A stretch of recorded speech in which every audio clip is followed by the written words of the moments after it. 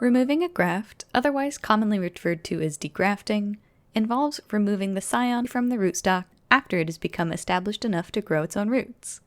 In this video, we are going to talk about when a good time to remove a graft is, how to remove a grafted cactus, and what to do with the pieces afterwards.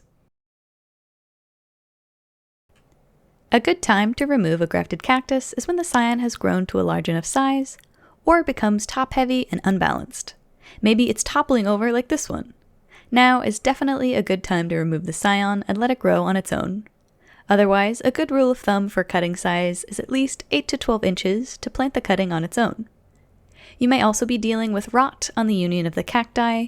You will need to remove this graft and attempt the union again. In this video, we are going to focus on removing a columnar cactus scion, which will not be a complete removal at the union, but a cutting. First, find a sharp, sterile cutting tool. Then, take a cutting at the base of the scion, ensuring you leave a few inches remaining, like taking a cutting from any other cactus. As a side note, we noticed some fungal scarring where we took the cutting and corrected both sides until we had healthy flesh. Lastly, set the cutting aside and let it callus for at least several days until a nice thick callus forms. Then replant in well-draining soil.